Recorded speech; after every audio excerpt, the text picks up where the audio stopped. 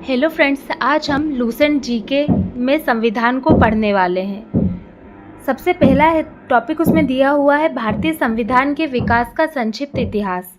अब इसको समझने के लिए हम थोड़ा सा बैकग्राउंड समझेंगे। सबसे पहले हम ये देखेंगे कि जो अंग्रेज है वो भारत आते कैसे हैं। तो 1600 की बात है। अंग्रेज जो है वो भारत ऐसे ही घूमने आते हैं और वो यहाँ आकर देखते हैं कि यहाँ पर जो बाकी की यूरोपियन कंट्री हैं वहाँ के व्यापारी अच्छा खासा व्यापार कर रहे और पैसा कमा रहे। इसके बाद ये अंग्रेज वापस जाते कहाँ, ब्रिटेन जाते हैं और ब्रिटेन में जाकर ये व्यापारियों का क्या बनाते, एक ग्रुप बनाते और वो व्यापारियों का जो ग्रुप होता है वो जाता है महारानी एलिजाबेथ के पास जाता है और उनसे जाकर कहता है कि हमें पूर्वी देशों में व्यापार करने का अधिकार चाहिए। तो महारानी एलिजाबेथ जो होती हैं वो 31 दिसंबर 1600 को राजलेख पर हस्ताक्षर करके ईस्ट इंडिया कंपनी को भारत में व्यापार करने का परमिशन दे देती है, जो कि 15 वर्षों के लिए था और ये एक एकाधिकार था। इसका मतलब है कि ब्रिटेन की और कोई कंपनी भारत में आकर व्यापार नहीं कर सकती थी। अब इसके बाद हमें देखना ये है कि यहाँ पर तो कंपनी सिर्फ व्यापार करने आई थी,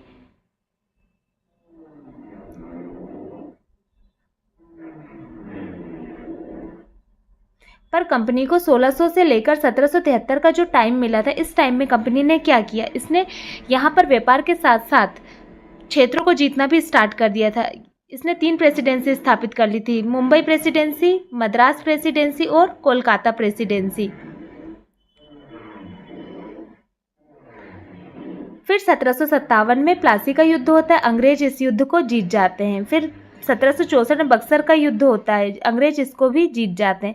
1765 में इलाहाबाद की संधि होती है। हमें ये याद रखना होगा, जो बक्सर का युद्ध होता है उसमें मुगल बादशाह भी अंग्रेजों से हार जाते हैं, जिसके कारण इलाहाबाद की संधि जो होती है वो मुगल बादशाह के साथ होती है और मुगल बादशाह से इलाहाबाद की संधि में अंग्रेज जो होते हैं वो बंगाल का राजस्व का अधिकार अपने हाथों में ले लेते हैं।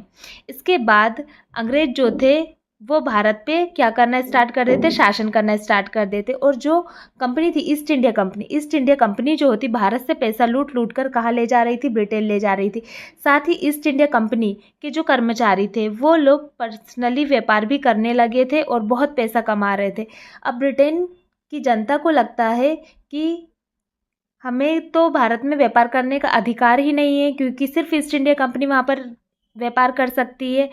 तो ब्रिटेन की सरकार ने सोचा यदि कंपनी इसी प्रकार भारत को लूटते रही तो कंपनी को भारत छोड़कर आना पड़ेगा और कंपनी जो पैसा कमा रही, ब्रिटेन की सरकार ने सोचा ये पैसा जो है वो ब्रिटेन के विकास में लगना चाहिए। ये सोचकर ब्रिटेन की जो सरकार है वो अब 1773 का रेगुलेटिंग एक्ट लाती है, जो कि कंपनी पर शासन करने के लिए लाती है। 1773 का रेगुलेटिंग एक्ट के प्रावधान देखेंगे हम। कंपनी के कार्यों को नियंत्रित और करने के लिए ब्रिटिश सरकार द्वारा उठाया गया पहला कदम था। इसका मतलब है कि पहली बार कोई एक्ट कंपनी के लिए लाया गया था। इसके द्वारा पहली बार कंपनी के प्रशासनिक और राजनीतिक कार्य को मान्यता मिली। हम जानते हैं कि इससे पहले 1600 में कंपनी के व्यापारिक कार्यों को मान्यता मिल चुकी थी। अब यहाँ पर वो राजनीति करने लगी थी, इसलिए प्रशासनिक और राजनीतिक कार्य को भी सरकार ने मान्यता दे दी। केंद्रीय प्रशासन की नींव रखी गई, इसको हम थोड़ा बाद में समझेंगे। बंगाल के गवर्नर को बंगाल का गवर्नर जनरल पद नाम दे दिया गया। अब बंगाल के गवर्नर को गवर्नर जनरल पद नाम इसीलिए दिया गया क्योंकि 3 प्रेसिडेंसी थी, बंगाल प्रेसिडेंसी, मुंबई प्रेसिडेंसी और मद्रास प्रेसिडेंसी। तो मुंबई प्रेसिडेंसी और मद्रास प्रेसिडेंसी के जो गवर्नर थे उन्हें बंगाल के गवर्नर के अधीन कर दिया गया। तो बंगाल के गवर्नर का जो पावर था वो बढ़ गया, इसीलिए बंगाल के गवर्नर को बंगाल का गवर्नर जनरल कहा जाने लगा। बंगाल के पहले governor general Lord Warren Hastings थे, क्योंकि अंतिम यदि बंगाल का गवर्नर पूछे तो भी लॉर्ड वॉरेन हेस्टिंग्स आएंगे और बंगाल के प्रथम गवर्नर जनरल पूछे तो भी लॉर्ड वॉरेन हेस्टिंग्स आएंगे, क्योंकि व्यक्ति नहीं बदला है, यहाँ पर पद का नाम बदला है। इसके बाद हम देखते हैं कलकत्ता प्रेसिडेंसी में एक ऐसी सरकार स्थापित की गई जिसमें गवर्नर जनरल और उसकी परिषद के 4 सदस्य थे। मतलब एक अब पूरा केंद्रीकरण हमें यहाँ दिखाई दे रहा है, क्योंकि गवर्नर है और उसकी एक परिषद है जिसमें उसकी सहायता के लिए 4 सदस्य है। इसी को यहाँ पर जो कहा गया केंद्रीय प्रशासन की केंद्रीय प्रशासन की नींव रखी गई। इसी को कहा गया है कि केंद्रीय प्रशासन की नींव रखी गई। इसके बाद हम नेक्स्ट देखते हैं 1774 में सुप्रीम कोर्ट की स्थापना कलकत्ता में की गई, जिसके मुख्य न्यायाधीश कौन थे? सर एलिजा इम्पे थे और 3 अन्य न्यायाधीश चेम्बर्स, लिमेंस्टर और हाइड थे। इसके बाद और क्या हुआ इस एक्ट में? इसके तहत कंपनी के कर्मचारियों को निजी व्यापार करने और भारतीयों से उपहार व रिश्वत लेने पर प्रतिबंध लगाया गया। ये प्रतिबंध क्यों लगाया गया? क्योंकि कर्मचारी पर्सनल व्यापार कर रहे थे और इसी से पैसा कमा के लूट कर भारत से ब्रिटेन ले जा रहे थे। इसके बाद नेक्स्ट है, ब्रिटिश सरकार को बोर्ड ऑफ डायरेक्टर्स के माध्यम से कंपनी पर नियंत्रण सशक्त हो गया। इससे भारत में राजस्व, नागरिक और सैन्य मामलों की जानकारी देना अनिवार्य कर दी गई। इसका मतलब ये है, बोर्ड ऑफ डायरेक्टर्स का मतलब समझते हैं। बोर्ड ऑफ डायरेक्टर जो थे ये ब्रिटेन में थे, इंग्लैंड में थे, और जिन लोगों ने मिलकर कंपनी बनाई थी, जो व्यापारियों का ग्रुप था, उन्हीं व्यापारियों में से 24 सदस्य थे जिन्होंने ज़्यादा पैसा कंपनी में लगाया हुआ था। उनको ही क्या बोला गया? बोर्ड ऑफ डायरेक्टर्स कहा गया। और ये जो संस्था थी, ये संस्था ब्रिटेन में थी, और इस संस्था को सरकार ने कहा कि आपको भारत में राजस्व से रिलेटेड, नागरिक से रिलेटेड और सैन्य मामलों से रिलेटेड जो भी मामले होंगे उसकी जानकारी हमें देना ज़रूरी होगा। 1773 के रेगुलेटिंग एक्ट के बाद एक्ट ऑफ सेटलमेंट 1781 आता है। रेगुलेटिंग एक्ट की कमियों को दूर करने के लिए इस एक्ट का प्रावधान किया गया, जिसके अनुसार कलकत्ता की सरकार बंगाल, बिहार और उड़ीसा के लिए भी विधि बनाने का अधिकार दिया गया। अब इसका मतलब ये है कि कलकत्ता की जो सरकार थी, बंगाल में जो सरकार हमने अभी पढ़ी, तो इस एक्ट को लाने का कारण ये था क्योंकि अंग्रेज ने बंगाल का और ज़्यादा क्षेत्र जीत चुके थे, बिहार को भी जीत चुके थे और उड़ीसा को भी जीत चुके थे। अब सरकार के सामने ये प्रॉब्लम थी कि अब इन क्षेत्रों के लिए विधि कौन बनाएगा, इसलिए एक्ट ऑफ सेटलमेंट लाया गया और कहा गया कि कलकत्ता की सरकार ही बंगाल, बिहार और उड़ीसा के लिए क्या बनाएगी? एक्ट बनाएगी। रेगुलेटिंग एक्ट के बाद में हर 20 वर्षों में व्यापारिक एकाधिकार बढ़ाने के लिए एक्ट आना था, परंतु बीच में कुछ एक्ट और लाए जाने होते हैं क्योंकि ज़रूरत होती है। 1784 का पिट्स इंडिया एक्ट आया। इसके बाद अब पिट्स क्यों कहा गया? क्योंकि ब्रिटेन के प्रधानमंत्री कौन थे? विलियम पिट्स थे, इसीलिए उन्हीं के नाम पर इस एक्ट को लाया गया था। इस एक्ट के द्वारा दोहरे प्रशासन का प्रारंभ हुआ। इसका प्रारंभ इसलिए किया गया क्योंकि हमने देखा था कि सुप्रीम कोर्ट की भी स्थापना कर दी गई है, साथ में केंद्रीय प्रशासन की, मतलब बंगाल का गवर्नर और उसकी परिषद की भी क्या कर दी गई? स्थापना कर दी गई। परंतु 1773 के रेगुलेटिंग एक्ट में इन्होंने गलत ये कर दिया कि कार्य क्षेत्र के बारे में नहीं बताया कि सुप्रीम कोर्ट का क्या कार्य क्षेत्र होगा और जो सरकार है उसका क्या कार्य क्षेत्र होगा। तो इन दोनों को लेकर इनके बीच में क्या होते रहता था? सुप्रीम कोर्ट और सरकार के बीच में विवाद होता रहता था। इन विवादों से निपटने के लिए 1784 का पिट्स इंडिया एक्ट आया था।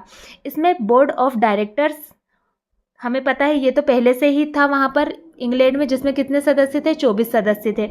अब एक दूसरी बॉडी बनाई गई जिसका नाम था बोर्ड ऑफ कंट्रोलर, जिसमें 6 सदस्य थे। ये जो 24 सदस्य थे ये ईस्ट इंडिया कंपनी के सदस्य थे और ये जो 6 सदस्य थे ये सरकार के सदस्य थे, ब्रिटेन की सरकार के सदस्य थे। यहाँ पर सरकार क्या कर रही थी? धीरे धीरे करके जो कंपनी का शासन है अपने हाथों में लेना स्टार्ट कर दिया था। और यहाँ दोहरे प्रशासन में क्या किया सरकार ने? बोर्ड ऑफ डायरेक्टर्स से कहा कि आप व्यापारिक मामलों को देखिए, और बोर्ड ऑफ कंट्रोलर जो कि सरकार के ही लोग थे उन्हें कहा कि राजनीतिक मामलों को आप देखिए। अब रेगुलेटिंग एक्ट को 20 वर्ष हो चुके थे। 1773 में आया था, अब 1793 का चार्टर अधिनियम आता है। इसमें व्यापारिक एकाधिकार को बढ़ाने के लिए ये अधिनियम आता है। चार्टर इसीलिए कहा गया क्योंकि जितने भी एक्ट जो कि कंपनी पर शासन करने के लिए आए उन्हें चार्टर कहा गया है। बाद के जो एक्ट आएंगे उन्हें भारत शासन अधिनियम या भारत परिषद अधिनियम कहा गया है, ये हम बाद में देखेंगे। 1793 के चार्टर अधिनियम में क्या कहा गया? इसके द्वारा नियंत्रण बोर्ड मतलब बोर्ड ऑफ कंट्रोलर के सदस्यों तथा कर्मचारियों के वेतन आदि को भारतीय राजस्व से देने की व्यवस्था की गई। इसका विरोध बाद में किया गया था। विरोध इसलिए किया गया क्योंकि बोर्ड ऑफ कंट्रोलर जो था ये कहाँ पर थे? ये थे इंग्लैंड में थे, और राजस्व भारत के राजस्व से वेतन और सारा खर्चा देने की बात की जा रही थी, जो कि गलत था। इसके बाद 20 वर्ष फिर हो चुके थे और 1833 का चार्टर अधिनियम आया। कंपनी के अधिकार पत्र को 20 वर्षों के लिए, मतलब वही व्यापारिक एकाधिकार को 20 वर्षों के लिए और बढ़ा दिए गए। कंपनी के भारत के साथ व्यापार करने के एकाधिकार को छीन लिया गया, किंतु उसे चीन के साथ व्यापार और पूर्वी देशों के साथ चाय के व्यापार के संबंध में 20 वर्षों के लिए एकाधिकार प्राप्त रहा। इसका कारण ये था क्योंकि ब्रिटेन में औद्योगिक क्रांति हो चुकी थी। औद्योगिक क्रांति का मतलब होता है कि वहाँ पर उद्योगों में प्रोडक्ट बहुत ज़्यादा बन रहे थे और उन लोगों के पास में मार्केट नहीं था। और हमें पता है कि ब्रिटेन ने ईस्ट इंडिया कंपनी को ही क्या दे रखा था, भारत में एकाधिकार दे रखा था कि वही एक कंपनी यहाँ पर क्या कर सकती है, व्यापार कर सकती है। अब ब्रिटेन की जो बाकी कंपनी थी उनके पास में मार्केट की कमी थी कि वो अपना सामान कहाँ सेल करे। तो इसके लिए वहाँ की जनता जो होती है, जो व्यापारी होते हैं, वो ब्रिटेन की सरकार से कहते हैं कि हमें भी भारत में जाना है। तो यही सोचकर जो ब्रिटेन की सरकार होती है वो इसीलिए भारत के साथ कंपनी के एकाधिकार को क्या कर देती है, छीन लेती है। परंतु चाय का व्यापार और चीन के साथ व्यापार को, क्योंकि कंपनी के पास कुछ तो बचना चाहिए था, तो चाय का व्यापार छोड़ देती है कि चाय का व्यापार सिर्फ ईस्ट इंडिया कंपनी करेगी, साथ ही चीन के साथ भी व्यापार सिर्फ ईस्ट इंडिया कंपनी ही करेगी, कोई और कंपनी इसके साथ व्यापार नहीं करेगी। इसके बाद कुछ सीमाओं के अधीन सभी ब्रिटिश नागरिकों के लिए भारत के साथ व्यापार खोल दिया गया। यही कारण है अब सभी यहाँ पर आकर भारत में व्यापार कर सकते थे। 1833 से पहले ईसाई पादरियों को भारत में आने की आज्ञा नहीं थी, परंतु 1833 के अधिनियम द्वारा ईसाई पादरियों को आज्ञा प्राप्त करके भारत आने की सुविधा मिल गई। 1833 से पहले जितने भी ईसाई मिशनरी, जो ईसाई पादरी होते, जो ईसाई मिशनरी होते, इनका काम क्या होता है, अपने धर्म का प्रचार प्रसार करना। तो 1813 तक इन लोगों को भारत आकर धर्म का प्रचार प्रसार करने की अनुमति नहीं थी, परंतु 1813 के एक्ट में इन्हें ये अनुमति मिल जाती है। अब फिर से 20 वर्ष हो चुके थे। 1813 के बाद 1833 का चार्टर अधिनियम आता है। इस अधिनियम द्वारा कंपनी के व्यापारिक अधिकार को पूर्णतः ही समाप्त कर दिया। इसका कारण ये रहा कि जो कंपनी थी, कंपनी ने जो ईस्ट इंडिया कंपनी भारत में व्यापार कर रही थी, चीन के साथ विवाद हो जाता है। तो चीन के साथ विवाद होने के कारण चीन से इसका व्यापार खत्म हो जाता है। और चाय का व्यापार के साथ क्या होता है कि जो पुर्तगाली थे ये क्या करते हैं, चाय का व्यापार जो होता है वो ब्लैक में चाय बेचने लगते हैं, दूसरे देशों को सस्ते में चाय बेचने लगते हैं। इसीलिए ईस्ट इंडिया कंपनी को क्या होने लगता है, नुकसान होने लगता है। तो 1833 ईस्वी का एक्ट में सरकार क्या करती है, पूर्णतः ही एकाधिकार को समाप्त कर देती है। कंपनी से कहती है अब आप सिर्फ भारत में क्या करोगे, आप सिर्फ भारत में शासन करोगे, व्यापार नहीं करोगे। इसके बाद बंगाल के गवर्नर जनरल को भारत का गवर्नर जनरल कहा जाने लगा, क्योंकि भारत का गवर्नर जनरल इसलिए कहा जाने लगा क्योंकि अभी तक व्यापार कर रहे थे और बंगाल से ही सब कुछ हो रहा था, परंतु अब पूरा शासन ही कंपनी को संभालना था, इसलिए बंगाल के गवर्नर को भारत का गवर्नर जनरल कहा जाने लगा। मुंबई तथा मद्रास की परिषदों को विधि निर्माण शक्तियां को वापस ले लिया गया। पहले के एक्ट में क्या किया गया था कि बम्बई मद्रास की जो परिषदें थी, गवर्नर की परिषद थी, वो क्या कर सकती थी, अपने लिए, अपने क्षेत्रों के लिए कानून बना सकती थी, परंतु इस एक्ट में उनसे कानून बनाने का अधिकार ले लिया गया। विधिक परामर्श हेतु गवर्नर जनरल की परिषद में विधि सदस्य के रूप में चौथे सदस्य को शामिल किया गया। भारत में दास प्रथा को विधि विरुद्ध घोषित कर दिया गया तथा 1843 में उसका उन्मूलन कर दिया गया। अब इसका मतलब ये है कि गवर्नर जनरल थे और उनकी जो परिषद थी उसमें अभी तक कितने सदस्य थे, 4, स्टार्टिंग में 4 सदस्य थे, बीच में 3 कर देते, परंतु अब फिर से क्या करते, एक चौथा सदस्य को फिर से ऐड किया जाता है। और ये चौथा सदस्य कौन होता है, विधि सदस्य होता है। विधि सदस्य को भारत में जो कुप्रथाएं थी, जैसे दास प्रथा हो गई, सती प्रथा हो गई, इन सब प्रथाओं को खत्म करने के लिए विधि सदस्य को ऐड किया जाता है, शामिल किया जाता है।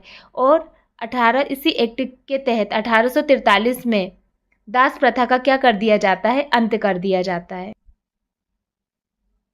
इसके बाद फिर से 20 साल हो चुके थे और 1853 का चार्टर अधिनियम आता है। अधिनियम के द्वारा सेवाओं में नामजदगी का सिद्धांत समाप्त कर कंपनी के महत्वपूर्ण पदों की प्रतियोगी परीक्षाओं के आधार पर भरने की व्यवस्था की गई और इसके लिए 1854 में एकाले समिति की नियुक्ति की गई। अब इसको हम समझते हैं। पहले क्या होता था, जो कंपनी होती थी, कंपनी क्या करती थी, अपने अकॉर्डिंग जिसको लगता था अपनी कंपनी में उसको वो नियुक्त कर लेती थी, परंतु सरकार धीरे धीरे क्या कर रही थी, कंपनी से शासन अपने हाथों में ले रही थी। इसीलिए सरकार ने कहा कि अब कंपनी में जो भी कर्मचारी काम करेंगे उनके लिए क्या करवाई जाएगी, प्रतियोगी परीक्षा करवाई जाएगी। प्रतियोगी परीक्षा करवाई जाएगी और इस परीक्षा को आयोजित करवाने के लिए क्या किया जाता है, 1854 में एकाले समिति की नियुक्ति की जाती है। दूसरा है अधिनियम के द्वारा गवर्नर जनरल की परिषद के विधायी एवं प्रशासनिक कार्यों को अलग कर दिया जाता है। इसके तहत परिषद में 6 नए पार्षद जोड़े गए जिन्हें विधान पार्षद कहा गया। अब इसको हम समझेंगे। गवर्नर जनरल था और उसकी परिषद थी, तो जिसे हम कार्यकारिणी कहेंगे, और इस कार्यकारिणी को कौन से कार्य दिए गए, प्रशासनिक कार्य दिए गए। और विधि निर्माण के लिए गवर्नर जनरल और उसकी कार्यकारिणी के साथ जब 6 सदस्य और ऐड किए गए, जिन्हें हम पार्षद कह रहे हैं, तब इनका काम क्या हुआ? विधायिका की तरह ये काम करेंगे और ये किस काम करेंगे? विधि बनाने का काम करेंगे। ये जो 6 सदस्य थे, ये गैर सरकारी सदस्य थे, इन्हें कोई ज़्यादा पावर नहीं दी गई थी। इन्फॉर्मेशन अच्छी लगी हो तो वीडियो को लाइक करें और चैनल को सब्सक्राइब करें ऐसे और वीडियो के लिए।